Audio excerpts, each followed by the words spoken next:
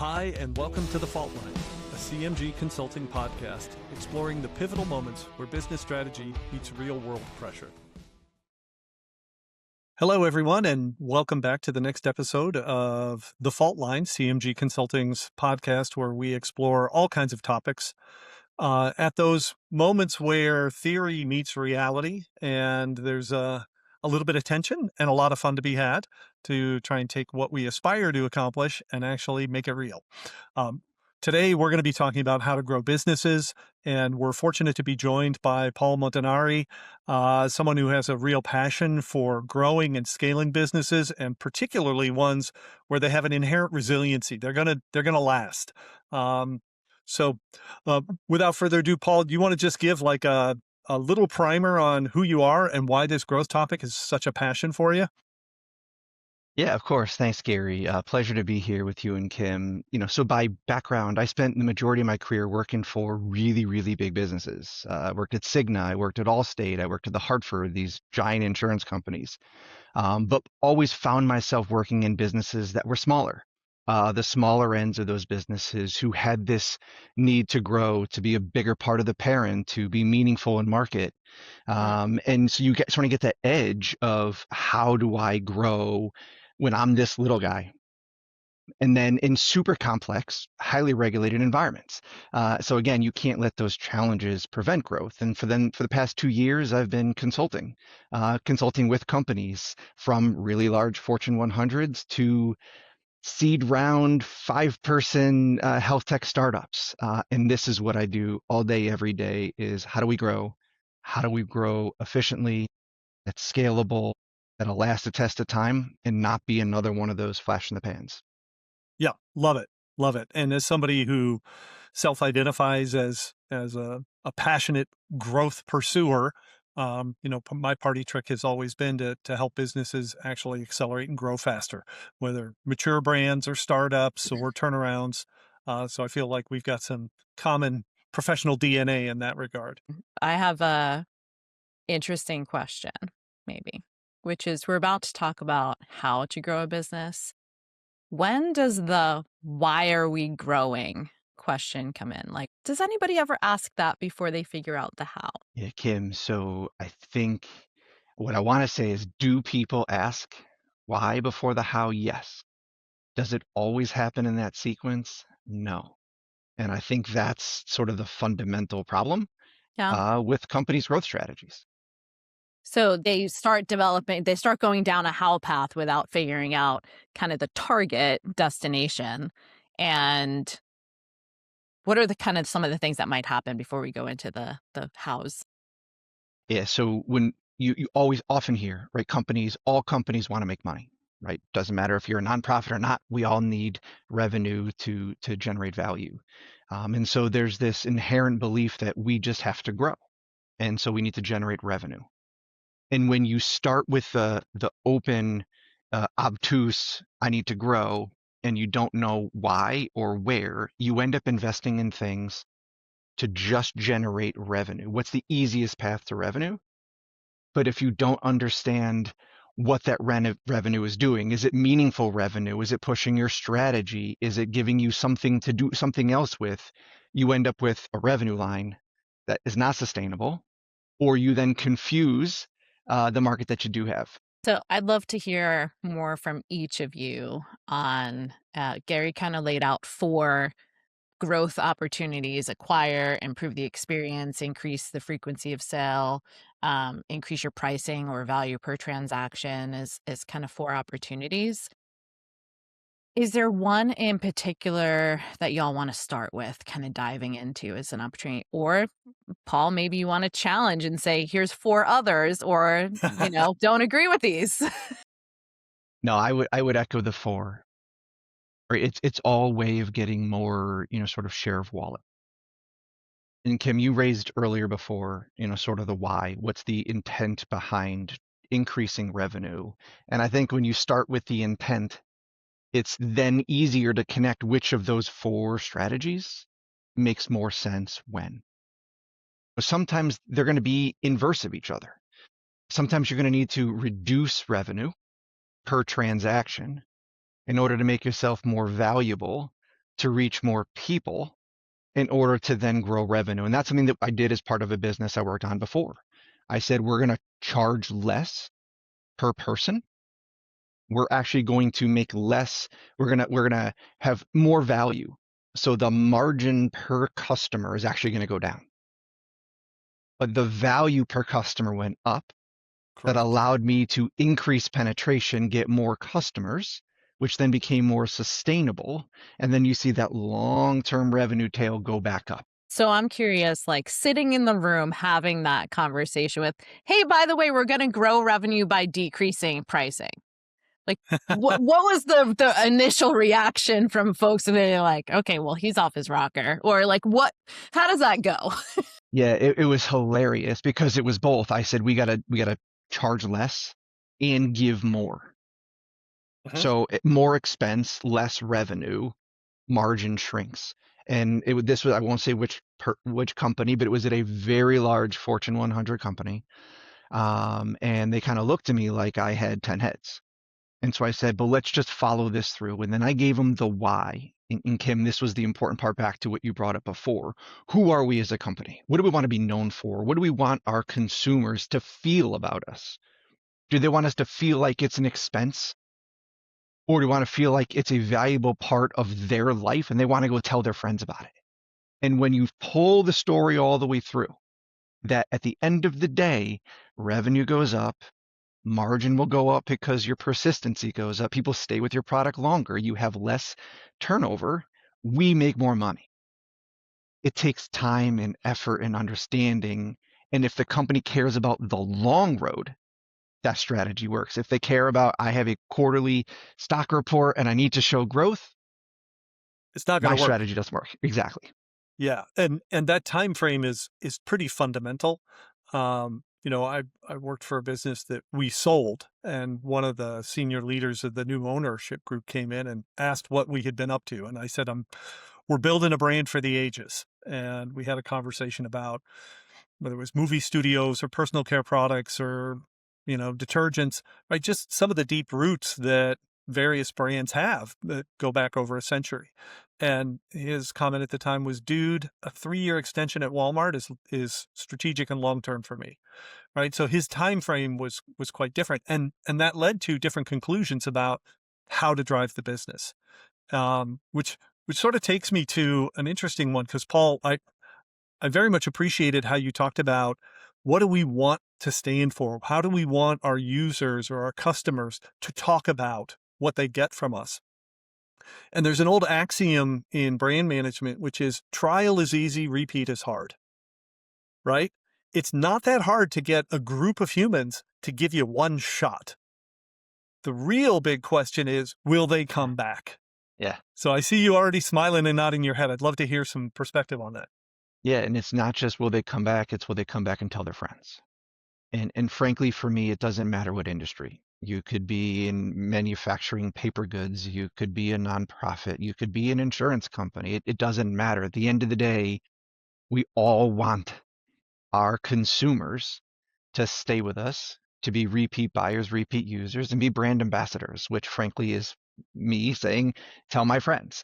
And if you don't think about it that way, you're going to be in a constant churn cycle, which isn't sustainable. Back to where we started. You want people to know what you stand for. And again, that what you stand for doesn't need to be this altruistic feeling of just doing good. You look at some of the biggest brands out there. I mean, no one's going to look at, I just, pick one. No one's going to say Tesla's in the business of making everybody feel good. They're not. They're not giving you a welfare. They're not giving you a benefit. They're not giving you food on your table or insurance coverage. They're providing a luxurious experience that makes people feel good about the money that they're spending. They're able to increase value while they're increasing cost. Like, think about that. People don't say it's expensive. They think it's valuable Well, because that's the experience. even in healthcare, right? So this one's always challenging in healthcare when you talk about margin and revenue, because folks are normally working for hospital systems and such because they're very mission driven, right? They want to provide healthcare to patients. However, even in those situations, to your point earlier, we've still got to make money so that we can reinvest into research and other sciences so that we can actually help more people. So, explaining the reason why it can be challenging, but regardless of if it's a membership or subscription business or a healthcare institution, we still have to find ways to make money and grow. Yeah. And on that point of growth, maybe I'll throw a wrinkle in here. There are a lot of businesses where, as leaders, whether product managers, brand managers, marketers, salespeople, C levels, we don't directly serve our customers, our end users, right? We got to go through other people, whether that's a distribution to a dealer to, the user, or it's going to a retailer who then does whatever they're going to do with the price of your product. Sometimes they mark it up, sometimes they discount it, and managing the sensibilities of those stakeholders is also part of this, because this is where, for me, it's fun. It's easy to say, oh, there's 4 ways to grow a business. But then it's, how do you pursue those through all of those steps in the chain so that everybody feels like they're getting the right value? Can we talk about increased frequency for a moment? Because this is, I'm going to put my consumer hat on. Hmm. And I'm going to use maybe an example that is quite simple, but hopefully resonates with all of you. So, back in the day when I was much, much younger, devil dogs, if everybody's had a devil dog, Oh, they don't yes. exist everywhere in the country, were much larger than they are today. Okay. Hmm. Fact. Like if you put them next to each other. Was that a way for them to grow frequency and to get us to buy more devil dogs? Don't know. I don't know the specific example. I'll dive in here a little bit. There are times when downsizing is a way to maintain a price point. When you're under cost pressure, and in fact, for the last few years, since we've had all kinds of supply chain disruptions and tariffs and things like that, there are a lot of businesses that don't want to go above a magic price point, $3.99, $9.99, whatever it is. And so to maintain that, their perception is they've got to find a way to reduce cost. And sometimes they'll do it by downsizing slightly. Now, on the other hand, lather, rinse, repeat, which we've all seen on the back of shampoo bottles, is nothing more than please use more of this each time you use it, right? So, in some cases, it's sort of a begrudging concession. So your devil dogs, if they want to maintain a certain price, because that's part of their identity and what people say is it's great value and it's this, that, and the other, they may be forced to, reduce the size a bit incrementally. But on the other hand, there are models where, and right now there's a large franchise chain of sandwich purveyors that's out there saying you can get every 4th sandwich free. Why are they doing that? Because they want people coming back more frequently. And so they're creating that incentive. And they don't have to do a whole lot of everything else. In fact, they could be doing it right as they're raising a price per unit. So the per unit price is sort of paying for or subsidizing the freebie. And then it gets back to, how people perceive it and ultimately will it play out. What about when we think about B2B transactions? Because we've talked a lot about business to consumer transactions. Are the ways to grow different? I don't think so. I don't think so. At the end of the day, whether it's a B2B, a B2C, a B2B2C, a complicated value chain like Gary was talking about before, where people are marking up your products and there's distributors, at the end of the day, each person in that value chain is trying to do the same thing. They're trying to grow the market share. They're growing the price per product. They're trying to grow transaction volume. Because at the end of the day, it's the same it's the same beast that you're feeding. As we Mhm. talked about a few minutes ago, the goal of every single organization is to make money, right? The book, The Goal, it's like a lean thinking like Bible. It's the premise of the whole book is it doesn't matter at the end of the day if you don't make revenue and you don't increase revenue, you will not be around. So at the end of the day, there's still those 4 primary principles and you just tweak them to fit what you're solving for. And in the spirit of what you're solving for, if you've got a business where, let's say you come out with a new product and you are driving a lot of trial, but you're not getting the repeat purchase, that contextualizes how to think about something. In a personal sort of example from history, working in packaged goods, we had an issue where two major retailers were price competing on one of our lead brands. And so what they were doing was beating the snot out of one another and eroding their own profitability. We were doing fine because we were still selling the product until they started to say, we are not making money on this. So now we're going to bring in these alternatives and private label. And all of a sudden, our presence on shelf started to get threatened.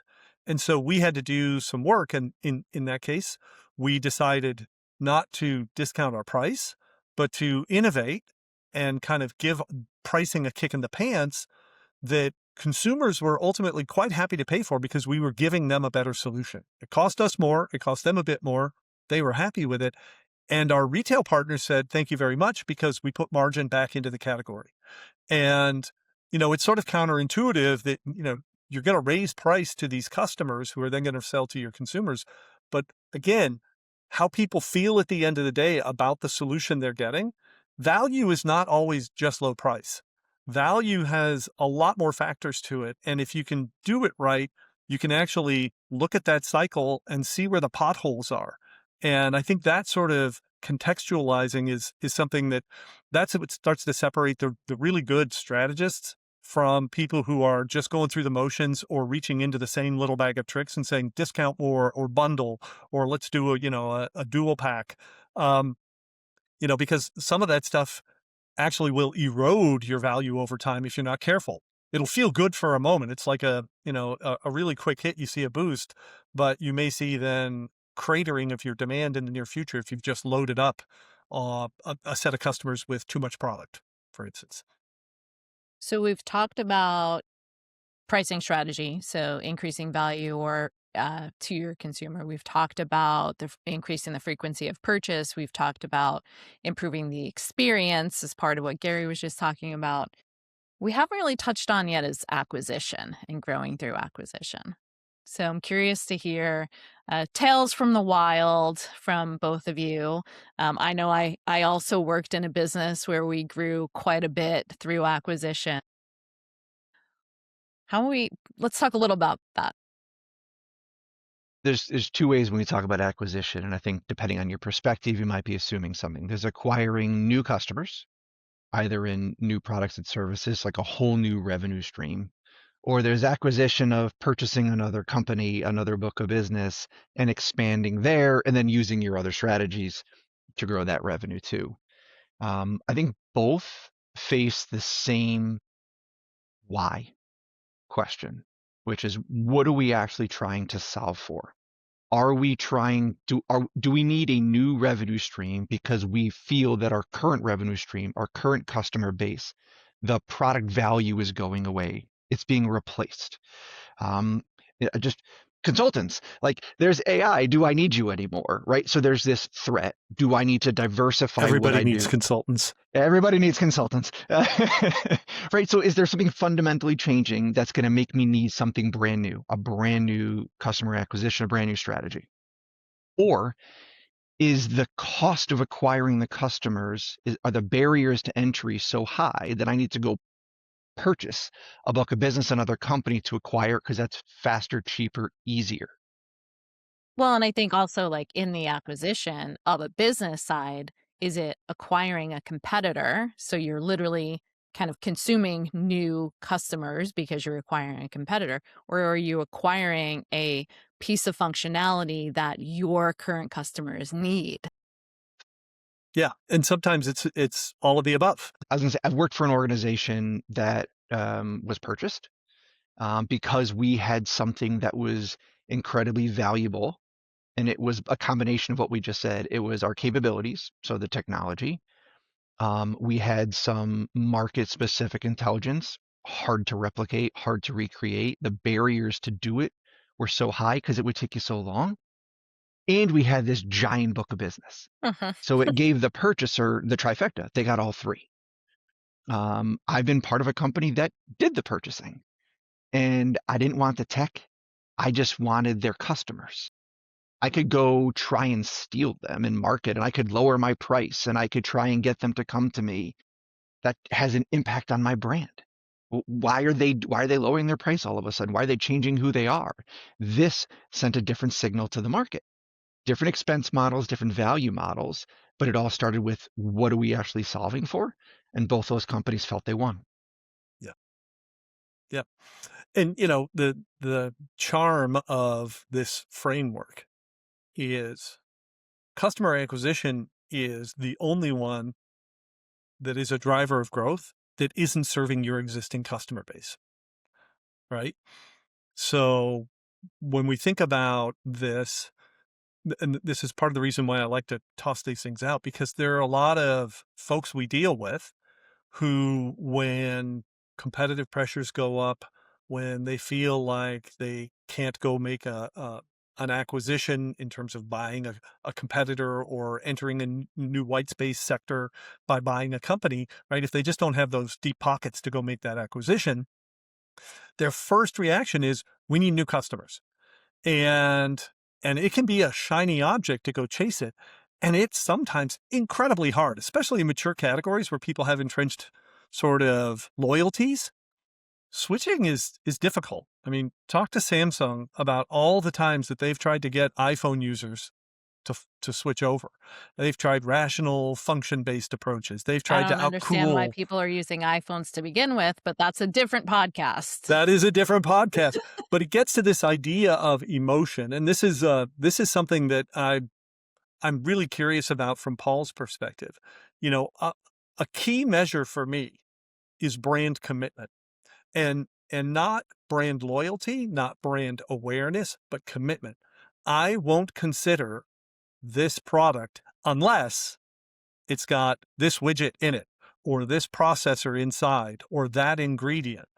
And it was an old school example is when Tab, the diet soda, um, was looking at its competition all switching to NutraSweet. And there was this loyal base of Tab drinkers who were like, we want our saccharin. We want our saccharin, right? They were so dedicated to that. And it extended the life of Tab for years and years and years and years because they had this commitment. And I'm kind of curious because I tend to believe that this all happens inside B2B relationships as well as consumer relationships. It's just handy to use some of the consumer examples. I'm curious, Paul, what your perspective is, and Kim, yours as well. Yes, I'm a big fan of this topic. And I think it's important that companies, as brands, understand that topic before they enter the strategy. So, example I give, if it's a not internally meaningful brand, how fast will it be? How many defects will it take before you switch? Okay, so you buy a TV, you try a new brand of TV, and it dies after 3 months because you bought it on sale. What's that do to you? Or you've used Samsung TVs for years, and then one dies early. How many defects does it take? You ask someone about their barber, their hairdresser, their stylist. You see a barber for a long time, you get one bad haircut. Oh, we just had a bad day. How many haircuts is it going to take before you switch? How many bad Yeah, there's colorings is it like going the to take? trust and how inconvenient is the switching cost. Absolutely. Yeah. Yeah. And I Absolutely. think that plays into how companies treat when companies know they have high brand commitment, they have highly dedicated consumers who have longevity, who have high NPS, those sort of things. They know they can get away with some stuff. Well, Yeah. it provides And resiliency, right? And yeah. and that permission to fix problems, right? Because that's the other part, right? Your example of a TV that had an issue.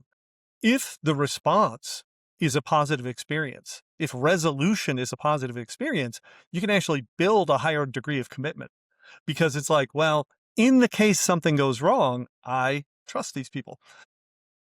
Well, and I And think that's where the improve experience part is not just about changing or adding features to the experience. it's all the touch points that your customer has, right? Customer service experience, right? Whatever the different functions are.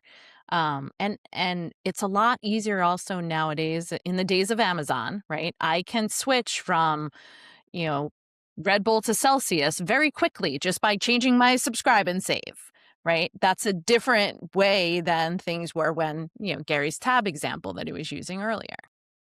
A sign of my age. Yes. Uh, yeah. The thing, related to this, and I think this goes back, Paul, to some of where you started, like, what do we want our customers to feel and how do we want them to talk about it? I did some work for a number of years with a big sort of durables company, pouring metal, bending metal type thing. And we set up a brand tracking regimen for them that they hadn't had. And it was them versus their competition. What was surprising to the leadership of the company was the highest correlation to brand commitment of any attributes was not all of the physical stuff, how durable it was, what the warranty was, what the, it was two things. Is this a brand for someone like me? And does it inspire me? And these were not, this is not fashion. This was not, this is like a company with a foundry. Um, and it was it was hard for them initially because they were like, what are you saying? Like, emotion actually matters. Our customers actually think about this that way. And, over time, it became something that they adopted and it gave them real leverage versus their competition because they were dealing with a sea of sameness where everybody else was feature forward. And so you know, the product space looked like a commoditized segment until you got to this one. And I think there are a number of examples of somebody playing in a space that might be construed as mature, but they figure out that connection. Why does this matter? Which is where you started. That to me is always been a little bit of magic, is to put that leg on the stool that says emotional relevance can actually distinguish you in the space. Yeah, what's interesting about this one, and to get there, you have to have accurate, current insights, not legacy beliefs, Correct. right? And so I worked with a company, and they wanted to grow, they wanted to acquire. In the current market, they wanted more customer base. They didn't want to change price. Like, it was just about getting more of what they had. And we said, okay, well, what's your competitive advantage relative to your competitors? And they were like, it's this thing. I'm not going to say what the thing is. And I was like, okay, that's awesome. That sounds like a clear differentiator when everybody else is doing the exact same thing. And then you go do some current market research and you ask people, does this thing matter? And everybody tells you no. So here's a business They might who not even had know what that thing is. they had a competitive advantage. It's just no longer relevant. And so I think far too often whether we do market research, we rely on old data or the bias of the data because our current book is so full of people who bought the old thing, you don't realize the trend is changing.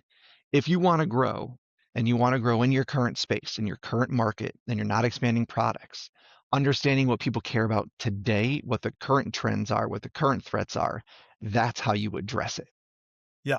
And, similarly, in that same vein of be up to date on your insights, working with a startup that was growing year on year at triple digit rates sequentially, just blowing the doors off their competition. But could see a little bit downfield that there were some challenges. Again, they had very high trial, but their repeat use was suboptimal. Let's just say that. And it turned out in their case, they had some capabilities that were true differentiators and would be appreciated.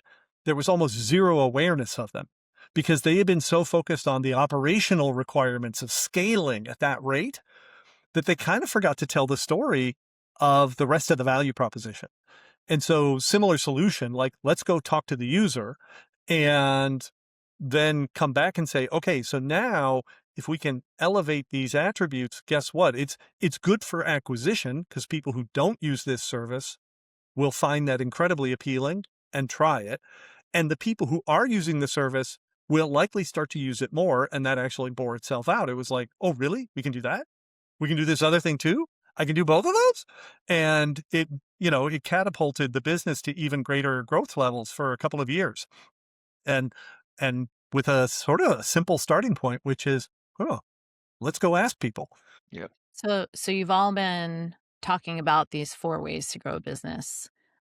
How do leaders know which way is best for that point in time? Go ahead, Paul. You have a They smirk on your face. yeah, they call me and ask my help. No, I'm kidding. Great answer. Yes, sir. Yeah, you have to be inquisitive. And I think this is what separates good companies from great companies, is taking the time to ask the right questions from the right people. And so as we talked about before, part of this is like, what's the purpose you're solving for? Is it, and sometimes the answer is truly, we have a quarterly earnings report coming out. We have to Mhm. close the books. We need to generate revenue. And that's the answer.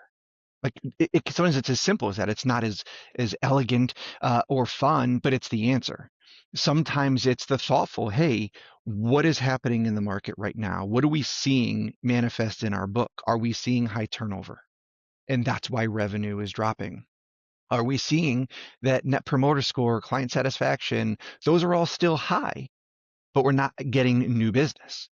Okay, something else is wrong. So truly taking the time to look across finance, operations, marketing, data intelligence, and then I always love when people actually talk to the people that are doing the work, the people that are selling the business, the people that are servicing the business. Because when you pull together the external insights, the internal numbers, and the voice of the people, the why and the what, the which path you take, Kim, Yeah. to me becomes super, super clear. Yeah.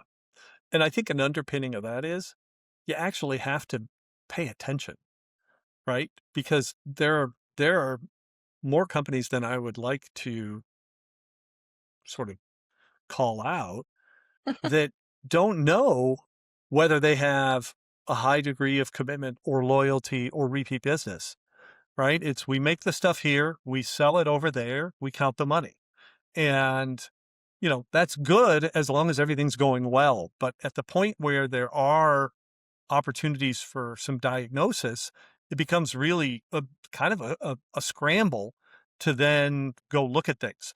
And so, it's worth sort of reflecting and apply that sort of curiosity and inquisitiveness that you mentioned, Paul, to an existing business, even when it's going well, so that you've got line of sight. And it's not always a clear, bright line that says this is the cause. Sometimes there's some digging to do and some further exploring, but you've at least got the triggers there that say, alert, you might want to pay attention over here. And, I mean, it's good for us that there are companies that don't do that because they do call people like Paul and say, we need help. And that's great. In the end, though, I think we're successful when we get our clients to sort of shift their mindset and adopt some of these principles. Because then, in terms of our business, what we want our people to feel is like, hey, these folks actually helped us evolve to be more resilient, to sustain our momentum, to do harm unto our competitors. I'm competitive. I like to beat the snot out of my competition. So, um, but that's again, coming back to some of the things that you mentioned, Paul. At the end of the day, we got to generate revenue. We got to generate it with sufficient scale that we can pay our bills and still serve the people we intend to serve as well or better than our competition. If we know we want to grow, we know the levers to measure that we should always be paying attention to, whether we're changing anything or not, so that if we stop growing, we can inspect the data that's underneath those and then make decisions from there. Yeah. Yeah. There's a feedback loop there. And sometimes it's test and learn. You got to have more than one strategy. I mean, it's common. You see somebody test. I mean, we hear it all the time. We're going to test this product in a market. We're testing a new product launch and acquisition strategy. Sometimes you raise a price in a particular geography. You're testing how does it work in the consumer base. And so what I always advise or did when I was in the companies is how do we make all these decisions two-way doors? You don't spend a year doing, I'm going to update the price on every product, and then because it's a huge deal to do it, and then you wait and see. that's not a two-way door. You can't pull that one back for another year if it took you a year to do it. And so how do you test the insights in reality, learn from them, and then even if you then deploy it big, just like we just talked about, you still have to make that sort of an iterative process. It has to live on its own because consumer behaviors are going to change, price sensitivity changes, needs change. You have to think about this growth as an ongoing strategy. Yeah. Yeah. And in that case, it's like physical fitness, right? If you stop, you're gonna get schlumpy.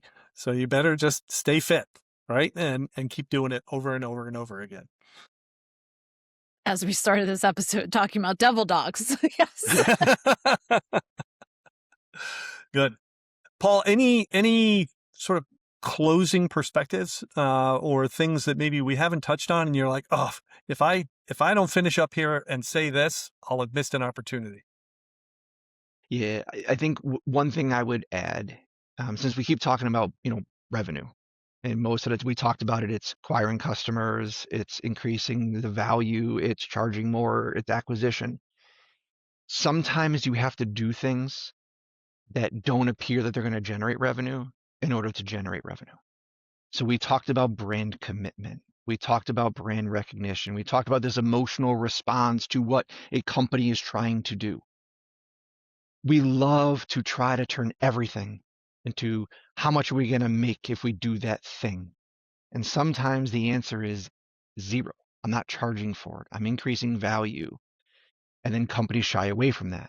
What I always tell people is always understand the actual value of every single thing you do. The value might be increasing net promoter score, brand awareness, customer satisfaction, which then helps you acquire new customers, retain customers, increase price without eroding value. All of those things matter. Sometimes we get so focused on the revenue line, we turn our nose to all the other things, but they directly impact our ability to grow that revenue line. I love that perspective. In particular, again, working with a startup that was did most of its revenue a couple days of the week. And they figured out that if there was no line in front of their locations, people didn't think it was valuable, right? So you wanted to have like 4 to 6 people in line waiting to get their stuff because that signaled walkers by and others like, ooh, there must be something there. But if that line got over 10 people deep, it was a problem. And as they grew their business, one of the things that they figured out was high volume locations had long lines and they were worried about attrition. And so the solution was not a change in pricing. It wasn't a change in advertising. It was, they changed something operationally that reduced the cycle time from when, Paul and Kim walk up and say, this is what we'd like, to getting it. And there was no discrete revenue add to it. But again, step change in terms of retention and ability to serve. Net promoter scores went up. People started talking even more about it. All kinds of benefits accrued that ultimately did drive the scale of the business. But there was no discrete price. It wasn't like, we do this faster, so now you got to pay an extra nickel. And the fact that they figured that out, I think was a good one, and hadn't thought of that example in quite a while. So I appreciate the perspective there. Kim, anything else to add before we wrap it up? No, it's been great hearing the two of you talk about these paths forward for organizations and how they can make sure that they're choosing and experimenting to make sure that they're making the right bets. Yeah, and Paul, as a growth champion, I want to thank you for spending your time with us here on the Fault Line. This was terrific. I hope we can have you back again in the future. And for everybody out there, find your episode of the Fault Line wherever you get your podcasts, or come to the CMG website and check it out there. And we'll talk to you again in the very near future with another exciting topic. Take care.